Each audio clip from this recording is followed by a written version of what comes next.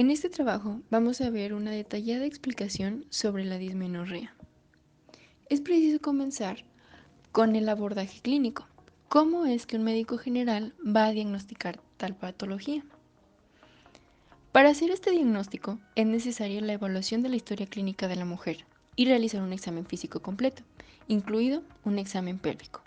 Dentro de la anamnesis se van a encontrar varios antecedentes, como los antecedentes de la enfermedad actual.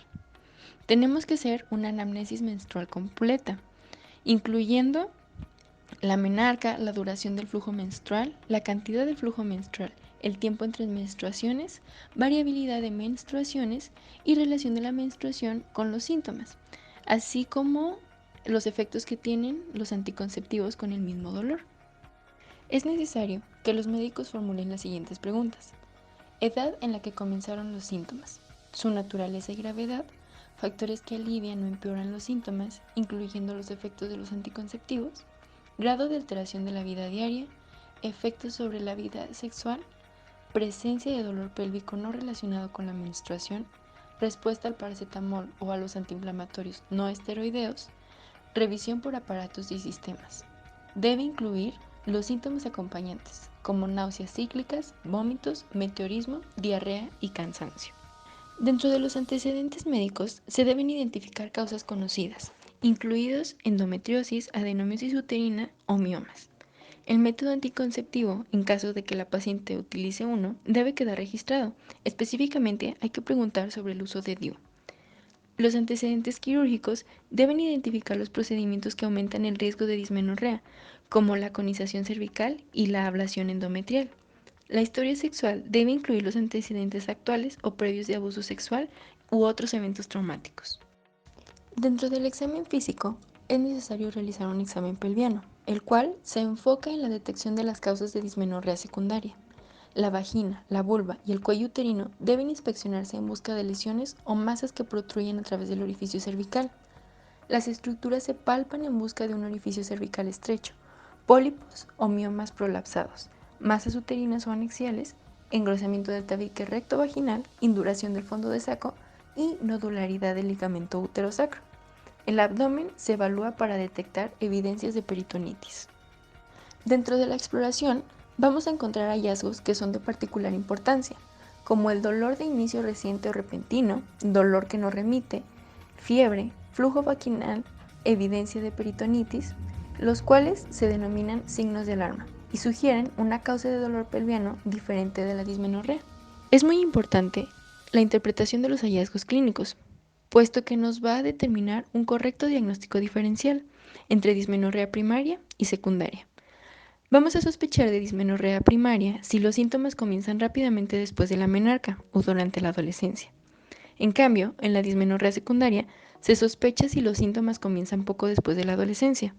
Además, las pacientes tienen causas conocidas como adenomiosis uterina, miomas, un orificio cervical estrecho, una masa que protruye por el orificio cervical o, específicamente, endometriosis. Así pues, es necesario reconocer la diferencia de presentaciones entre la dismenorrea primaria y secundaria, además de las ya mencionadas. Por ejemplo, la duración. La dismenorrea primaria dura por lo general de 8 a 72 horas y es más severa durante el primer o segundo día de menstruación, mientras que la dismenorrea secundaria no tiene duración ni severidad característica. La dismenorrea primaria es común que se irradie a espalda y muslos y se acompañe de náuseas, vómitos, diarrea, fatiga e insomnio. Por otro lado, la dismenorrea secundaria puede haber acompañamiento de sangrado intermenstrual y menorragia. Debe sospecharse de una endometriosis cuando los pacientes presentan masas anexiales, engrosamiento del tabique recto vaginal, induración del fondo de saco, nodularidad del ligamento útero-sacro y, ocasionalmente, lesiones vaginales, vulvares o cervicales inespecíficas. El video que se está presentando es una laparoscopía de una paciente de 35 años de edad que empezó con una historia de severa dismenorrea, 8 puntos de 10 en la escala análoga visual, y severa dispareunia, 7 puntos de 10 en la misma escala, y una historia de infertilidad durante 8 años. Sin embargo, el diagnóstico de la paciente era una endometriosis, por lo que la dismenorrea era secundaria a este padecimiento.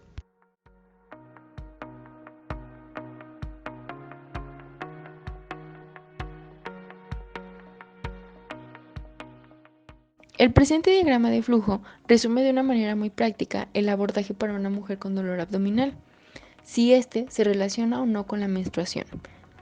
Si no se relaciona, es probable que se trate de un dolor pélvico crónico, y si se relaciona, es posible que sea una dismenorrea. Sin embargo, la exploración física nos va a aclarar muchas dudas y a orientar mejor, puesto que si no hay una sospecha ginecológica, es necesario buscar otras causas no ginecológicas. Por el contrario, si hay una sospecha, es necesario realizar un ultrasonido pélvico y una citología cérvico-vaginal. Si la citología sale normal, es probable que sea una dismenorrea primaria, para lo que vamos a dar un tratamiento médico con AINES por lo general y una revaloración en 3 meses. Si el ultrasonido y la citología no salen normales, es probable que se deba a una dismenorrea secundaria, por lo que es necesario referir al segundo nivel.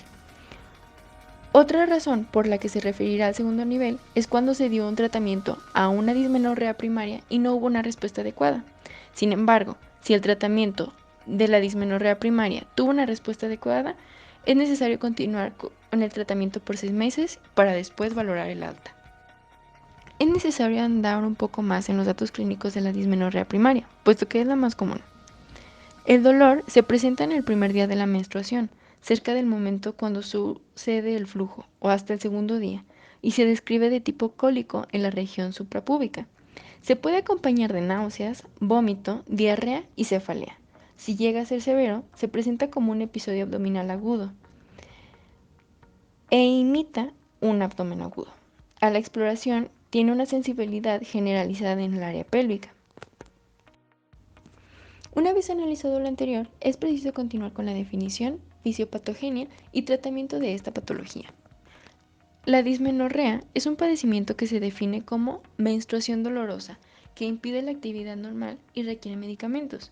Proviene del término griego dis, que significa difícil, men, que significa mes, y reo, que significa flujo, por lo cual es la dificultad en la menstruación. Hay diferentes tipos de dismenorrea, la primaria, secundaria y membranosa.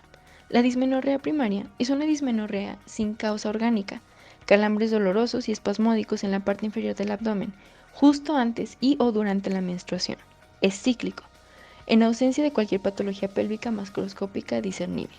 La dismenorrea secundaria es una complicación de alguna patología ginecológica, como pueden ser endometriosis, adenomiosis, estenosis cervical, fibromas, pólipos endometriales. Además, suele acompañarse de dispareunia, disuria, hemorragia anormal o infertilidad. Y por último, la dismenorrea membranosa es muy rara. Causa dolor espasmódico debido al paso de un molde del endometrio a través del cuello uterino no dilatado. En esta revisión nos enfocaremos en la dismenorrea primaria, abordando su fisiopatología, síntomas, diagnóstico diferencial y su tratamiento. Entonces, es importante preguntarnos, ¿por qué necesito estudiar y aprender a tratar una dismenorrea primaria?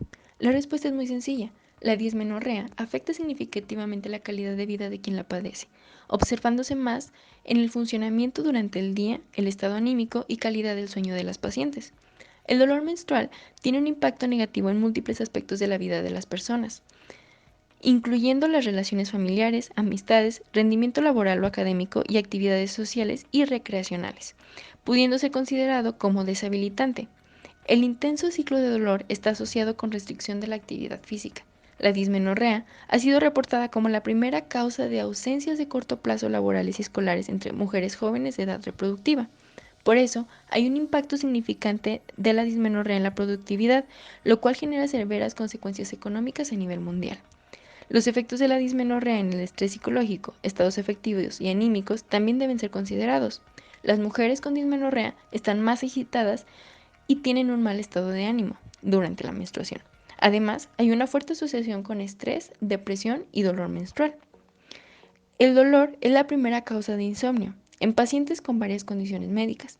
La encuesta de mujeres y sueño de la Fundación Nacional del Sueño, realizada en 1998, encontró que las mujeres informaron más trastornos del sueño durante los primeros días de la menstruación que en otros momentos del ciclo menstrual, y que el 28% de la muestra informó que el sueño se vio perturbado por cólicos menstruales o dolor. La mala calidad del sueño provoca fatiga durante el día y somnolencia. Por último, los calambres Calambres uterinos dolorosos pueden ser la causa de un círculo vicioso de eventos negativos. El dolor menstrual reduce la calidad y la eficiencia del sueño, y es probable que la consiguiente fatiga experimentada por estas mujeres intensifique el efecto negativo del dolor en el funcionamiento diurno y el estado de ánimo. Todas las mujeres tienen el mismo riesgo de presentar esta patología, sin importar la raza o el nivel socioeconómico.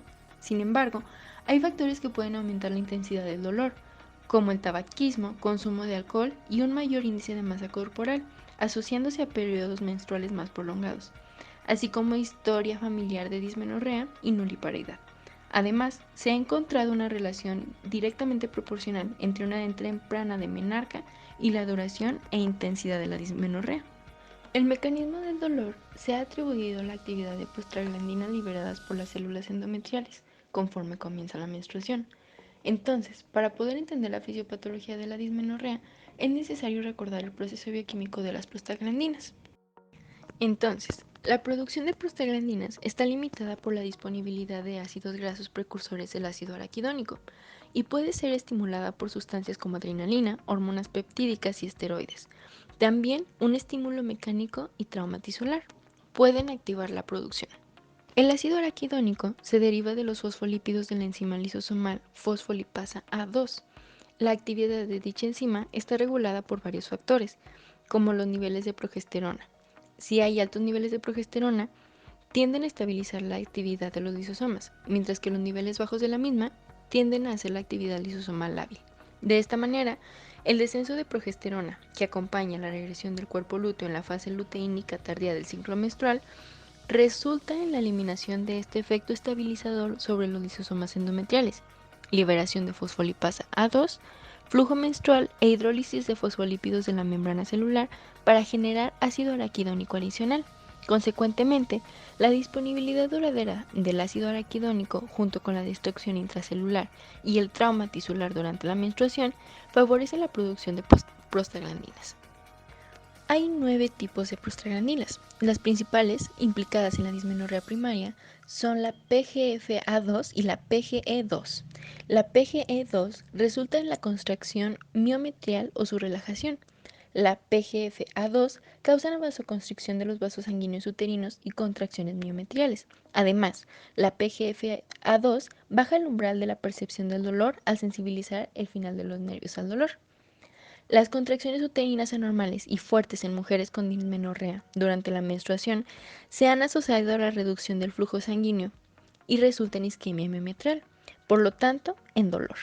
De esta manera, la excesiva liberación de prostaglandinas por el endometrio resulta en hipercontractilidad del útero con una subsecuente isquemia uterina e hipoxia. La contracción del útero isquémico contribuye al dolor. En el tratamiento, los AINES se utilizan porque bloquean la síntesis y metabolismo de las prostaglandinas. Se encuentran entre los más usados el ibuprofeno, naproxeno, aunque también pueden usarse el naproxeno sódico, ácido mefanémico y ketoprofeno. Los inhibidores de la COX-2 no se recomiendan mucho porque hay preocupación por los efectos adversos a largo plazo.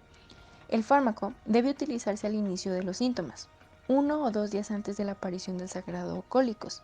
Ya establecido el dolor, no presentan la misma eficacia que pueden lograr si son utilizados desde el inicio. Los anticonceptivos orales representan un alivio sintomático porque se relacionan con la ausencia de ovulación o alteración del endometrio que ocurre por la disminución en la producción de prostaglandinas, en dosis baja pero con mayor cantidad de estrógenos. Previene el dolor en pacientes en los que los AINES no funcionaron o tienen tolerancia a los mismos. Se administran por 6 a 12 meses, si no se requiere anticoncepción, y el dolor puede ya no aparecer después de la suspensión del tratamiento.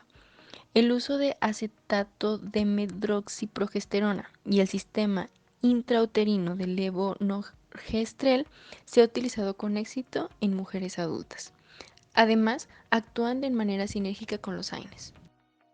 Por último, se pueden utilizar coadyuvantes, como la aplicación tópica de calor ligero, y el ejercicio, que disminuye la frecuencia y mejora la sintomatología. Dentro del tratamiento quirúrgico, se va a limitar para el tratamiento de dismenorreas secundarias.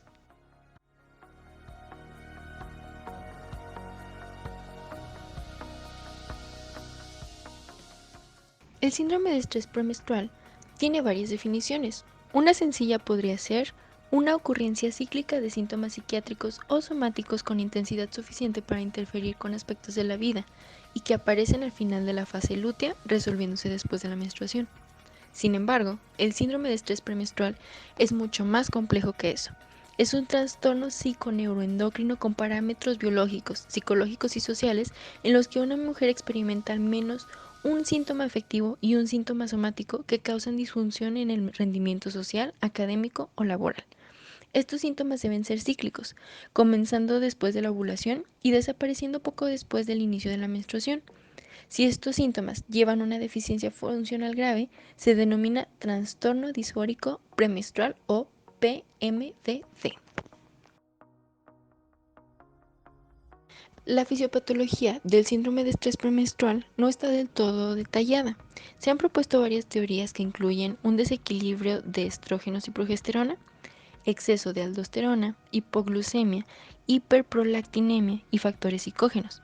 Actualmente se considera que las manifestaciones clínicas son desencadenadas por el funcionamiento fisiológico de los ovarios. Hay sustancias que juegan un papel importante en la patogenia, entre las cuales están la serotonina, pues se ha observado que la actividad serotoninérgica disminuye en la fase lútea. Esteroides sexuales, como el estrógeno y la progesterona, puesto que influyen en la actividad de la serotonina y en la del ácido gamma aminobutírico, también abreviado como GABA.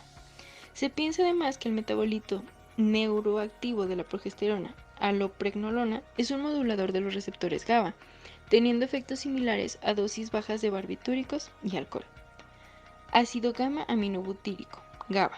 Aquellos trastornos en el funcionamiento neuronal cortical relacionados con GABA y la modulación de los esteroides neuroactivos son importantes contribuyentes en la patogenia.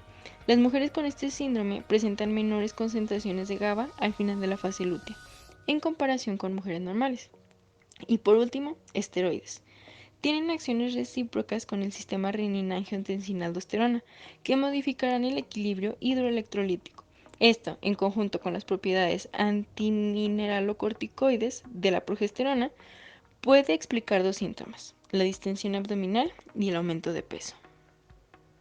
Para el diagnóstico, es de vital importancia los antecedentes médicos y descartar trastornos con síntomas similares, como una enfermedad tiroidea y anemia. Se recomienda que la paciente registre los síntomas que presente durante un mes completo. Para diagnosticar el síndrome de estrés premenstrual, es necesario que la paciente reporte al menos uno de los siguientes síntomas clasificados en dos categorías durante 5 días previos a la menstruación en los 3 ciclos previos. Síntomas asociados al estado de ánimo: depresión, arranques de enojo, irritabilidad, ansiedad, confusión o retraimiento social. Síntomas somáticos: sensibilidad en las mamas, inflamación abdominal, cefalea, inflamación en las extremidades. Los síntomas remiten en el curso de 4 días posteriores al inicio de la menstruación, sin recurrir hasta el día 13 del ciclo. Con la historia clínica y exploración física cuidadosa, se debe excluir alguna causa orgánica en aparato reproductivo, urinario o gastrointestinal. Entre los síntomas más comunes encontraremos mastodinia o mastalia, dolor e inflamación de las mamas debido a edema y congestión del sistema vascular y ductal. La mastodinia se refiere específicamente a la ocurrencia cíclica del dolor intenso en la mama durante la fase lútea. Se relaciona con altas concentraciones de gonadotropina. Entre otros síntomas se encuentran dolor pélvico, inflamación, tensión premenstrual, irritabilidad, disforia y labilidad emocional, torpeza, falta de energía, cambios de sueño y variaciones del estado de ánimo.